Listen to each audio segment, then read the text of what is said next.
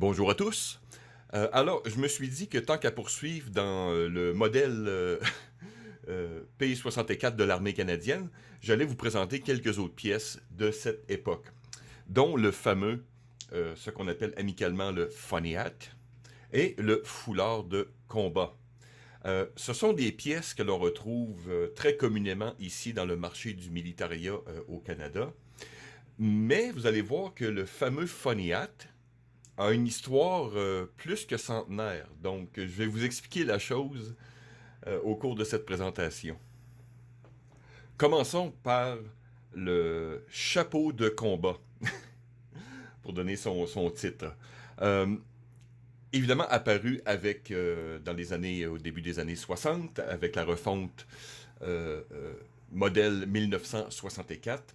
Le Funny Hat est fait de tissu Nico, donc nylon coton 50-50, avec un intérieur en coton que je vais vous présenter. Malheureusement, la batch de l'unité a été enlevée, donc je n'ai que comme la colle, mais c'est pas très grave.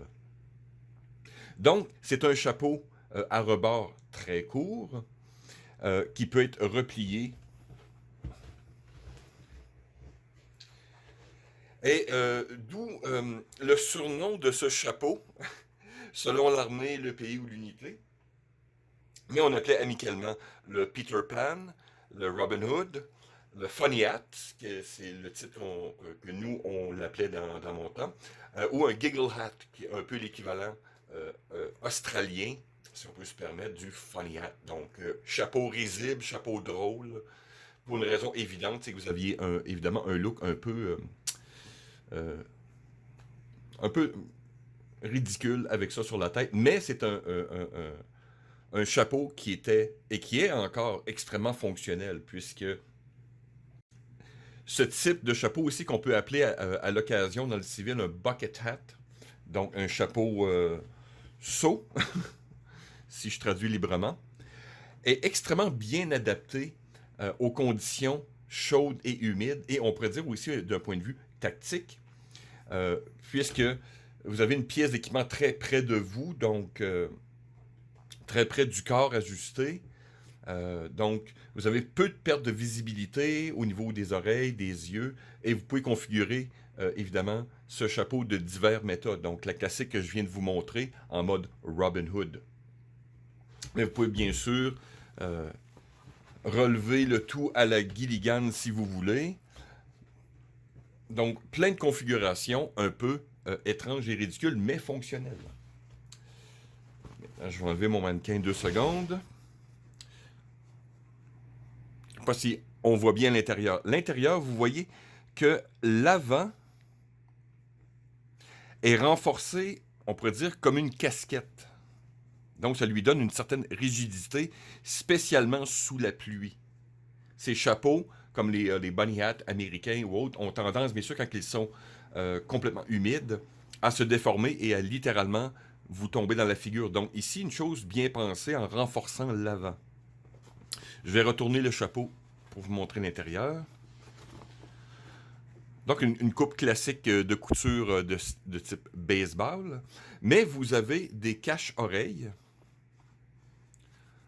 avec une espèce de feutrine. Donc, peu utilisé, mais on pourrait dire c'est une pièce d'équipement. Certaines personnes, entre autres, le coupaient littéralement pour enlever du poids, entre autres. Mais voilà. Donc, rien de très particulier. Bordure, voyez-vous. Donc, un chapeau. Grande simplicité dans sa conception. Maintenant, pourquoi je vous dis que c'est un chapeau qui a une histoire quand même très longue? C'est que, à l'époque coloniale, donc on va remonter au 19e siècle, spécialement dans le sud-ouest du Pacifique, donc on parle ici des Philippines, bon, Malaisie, bon, Australie, Indonésie, bon, tout ce secteur-là, étaient bien sûr divers puissances coloniales, dont les Espagnols, Hollandais, Britanniques et tous ces trucs. Donc, les Espagnols avaient remarqué des choses avec, au niveau de la population des Philippines, par exemple. Je vais essayer de bien le prononcer. C'est en français. C'est un chapeau qui était typique des Philippines, c'est le salako. Donc, je montrerai une image ou deux. Et ils ont dit, ah, ceci semble être une bonne chose. Donc, ils ont adapté le salako a une fonction militaire. Donc, il y avait, on pourrait dire, ce qu'on appelle en anglais un pit helmet ou un chapeau colonial. Donc, une version espagnole. Donc, j'ai réussi à retrouver une image. Et ceux qui sont un peu dans le militaire vont reconnaître la forme très typique.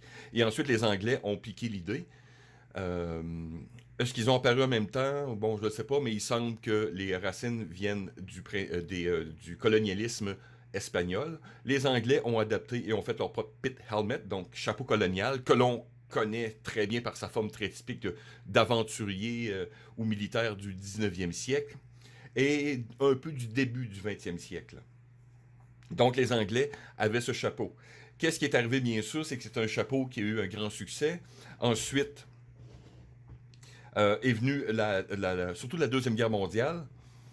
Et les Australiens ont fait un chapeau qui est très, très, très similaire à celui-ci que vous voyez actuellement, qu'ils nommaient, c'est un chapeau de brousse, mais qu'ils ont simplement surnommé le Giggle Hat. Donc, chapeau risible, chapeau que vous pouvez rire de. Donc.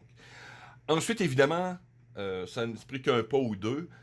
C'est un chapeau qui a eu un grand succès, très apprécié par les gens qui opéraient dans le sud-ouest, aussi plus tard en Malaisie, bon, dans les années 50-60. Et c'est par les différentes armées du Commonwealth, dont faisait partie le Canada, dont fait partie le Canada encore, que nous avons abouti à ce chapeau. Ici, je peux vous montrer, exemple, les Britanniques ont une version un peu similaire, un peu plus grosse, du bucket hat.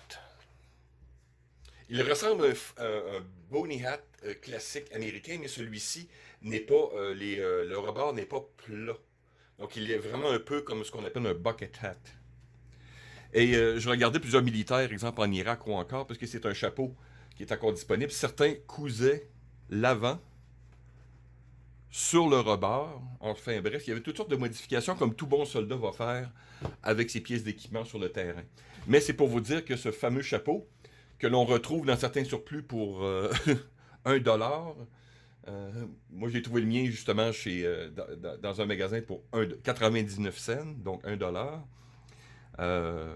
Un peu partout. Donc, selon l'État, les batchs, les variés, vous avez trouvé ce chapeau pour 1 à 5$ en moyenne. Mais c'est un chapeau, comme je vous dis, qui est extrêmement fonctionnel, confortable quand vous l'avez à votre taille et qui peut être modifié légèrement. Donc, je vous dis, c'est pas toujours qu'est-ce que ça coûte, c'est qu'est-ce que ça vaut. Donc, pour 1$, c'est une très, très, très grande valeur. Maintenant, passons au foulard. Le foulard modèle 1964, ou P64 comme on dit, est très simple. C'est une pièce de coton d'environ 1,50 m par 70 cm. C'est très variable. J'ai regardé même dans mon temps et même au niveau des surplus. Il y a beaucoup de variations sur la longueur, même les couleurs. Regardez par exemple ici. Je ne sais pas si on voit bien la caméra. Celui-ci est un vert classique, on pourrait dire OG 107. Et ici, on a une espèce de brun, une autre couleur. Et quand vous regardez dans un surplus, vous allez voir des fois s'il y en a une pile, que ça varie en couleur. Et j'ai même regardé, ça varie des fois en longueur. Puisque le bout, chaque bout est souvent asymétrique. Donc, il y a un coin qui est plus long que l'autre. Sinon, n'oubliez pas que c'est un foulard très confortable puisque c'est un foulard en coton, légèrement maillé, donc une certaine ventilation. Mais ici, nous sommes au Canada. Donc, le gros problème qu'on avait à l'époque, et on n'avait pas le choix non plus parce qu'on n'avait pas différentes pièces d'équipement, mais quand cette pièce devenait, spécialement en hiver, humide, en hiver, ça venait comme d'autres pièces d'équipement dures comme de la brique. Donc, il fallait toujours le secouer, il fallait constamment. Donc, ça aurait pris un foulard parce que c'est un foulard très intéressant. On voit aussi que le côté maillé était influencé par le scrim qu'on appelle britannique de la Deuxième Guerre mondiale. Mais ici, évidemment, on est une période d'entre-guerres, donc on coupe dans les budgets. Mais il demeure que c'est un foulard encore très populaire. Donc, je mettrai une photo ici ou deux de l'étiquette. On voit encore l'ancien soldat. Donc, soldat Lachapelle 567, j'ai ton foulard. Et d'autres indications. Mais comme je vous dis, c'est rien d'extraordinaire. Ce qui est intéressant, c'est simplement le prix. Comme je vous dis, c'est une pièce d'équipement qui est confortable, fonctionnelle, et comme toute pièce d'équipement aussi, elle sert à d'autres usages. Donc, quand vous êtes mal pris, je l'ai parlé souvent à l'école de survie, avoir un foulard, par exemple, est toujours comme un poncho ou d'autres pièces, c'est toujours des pièces d'équipement que vous devriez avoir sur vous. Puisqu'on peut le convertir en bandage triangulaire, en bandage improvisé tout court. Évidemment, on peut le porter sur sa tête. Euh, je voulais faire une vidéo, mais là, je vais la faire courte. Mais évidemment, c'est une pièce d'équipement de camouflage. Donc, en mode de sniper. Donc, désert ou autre. Comme, voilà. Et comme la pièce est en coton, ce que je vais sûrement faire aussi, c'est que je vais la décolorer et lui mettre une couleur un peu plus coyote, par exemple, ou autre. Donc, voilà, des pièces peu chères, euh, de très bonne facture, qui peut être légèrement modifié pour les chasseurs, pêcheurs, survivalistes. Il y a plein de trucs intéressants à faire avec ça. Pièces qui vont très bien, vous le savez, avec ma vidéo précédente, bien sûr, avec la veste de combat Mark II, et d'autres pièces similaires. Donc, oui, c'est des choses qui datent des années 60 jusqu'aux années 90, mais qui sont encore très populaires. Euh, Même dans le military fashion, j'en vois à l'occasion dans les rues, ou quand je fais mes recherches un peu, j'ai même vu des compagnies qui font des copies de la coupe, surtout les Japonais dans ce cas-ci, qui font des copies de coupes très populaires et qui revendent à un prix astronomique sur le marché de la mode.